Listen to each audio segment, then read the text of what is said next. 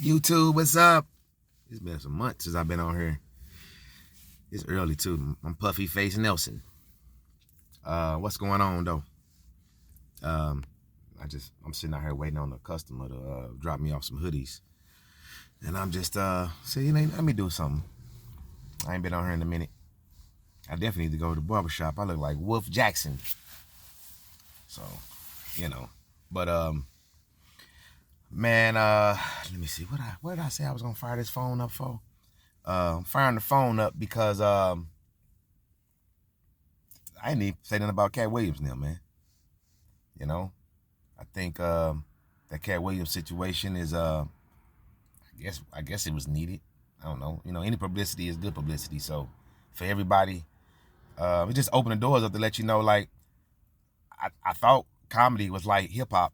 I mean, you got some rappers who have said some other people stuff before, but in rap, if I ain't mistaken, you get compliment, you get paid for it, even if the sample was played.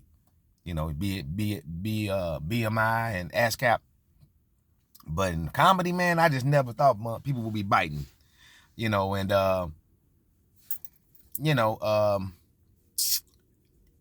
the joke telling part, like the writing of the joke telling part, it definitely is it's biting.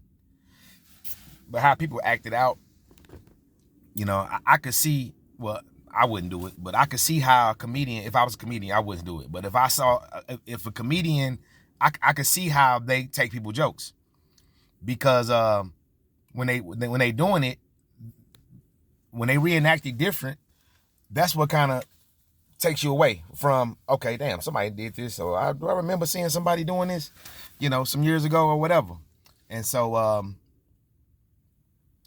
but on the other hand, it still ain't cool to be taking nobody jokes, man. Bernie Mac, Katt Williams, everybody is responsible.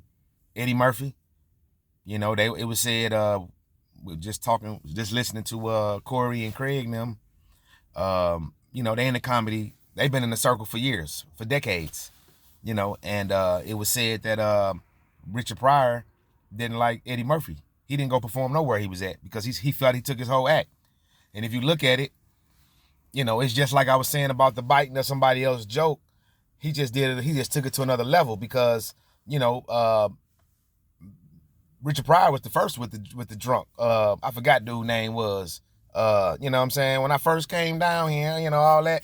Come on, man, that's Richard. That's Richard Pryor I'm talking about. But if you think about it, Eddie Murphy's voice sounded like him and a lot of that. But it still kind of come back to that, how you as a character play that comedy joke or role. So, but overall it's still biting. And unfortunately, these comedians can't brand their stuff, or with it being wrote, I guess like the BET, situation with the little brother who did the "Stop Teasing Me" joke with the bus driver.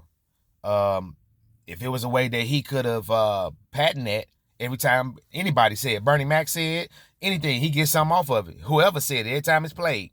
But I believe BET, well, don't nobody really own it. I don't know how that worked with comedy. But I know maybe with your stand-up, you should be able to patent that or get it, copywritten and stuff like that. But on another platform, I don't know. I don't know how that would work. But it'd be some type of way that these brothers who do the joke first, some type of way they can get paid when somebody else said it. Just like, when Robin, what's the boy name? When they was, this Marvin Gaye family said he was singing this daddy tune or whatever it was. It just sounded like the song, I think. I don't think it wasn't the lyrics. It just sounded like one of Marvin Gaye's songs, and they got $6 million out that man, and for real. So Robin Thicke. So, I think it's I think, like I said, these comedians need to copyright their stuff. But it just kind of opened the doors, I think, for everybody.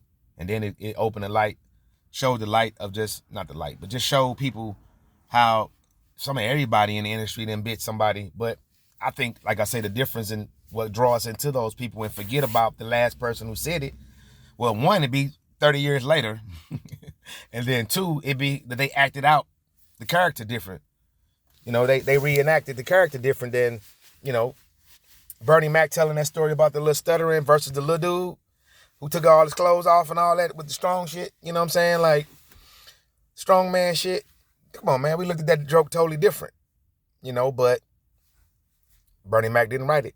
So all I'm saying is, you know, it should be some type of compensation for these folks. And ain't nothing wrong with these. I guess if it ain't nothing wrong with the comedians being called out for biting it. And then Katt Williams coming out like JB Smoove. You know, like I said, that's another character thing. I forgot JB Smoove did that. I was right there watching that in 96. But I totally forgot. Like I say, first of all, it's 100 years later. 200 months later. You know? Well, not 200 months, a long time. But yeah, been probably about that long. Shit. Months later, a lot of months later. Hold on. So, but other than that, somebody calling. See what this is in a second. But I just want to get my little 2 cents on that Katt Williams stuff, y'all.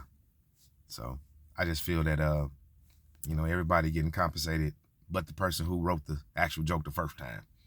So I think some type of way they should get money when, you know, it's recorded and it's like replayed, like, you know, like old boy from The Lion King. You know, his mother said that he wanted to, they was finna give her like a couple hundred or whatever for him singing that song. She said, no, we want the residual. So they probably done got $1,700 a month since that boy was 12, you know?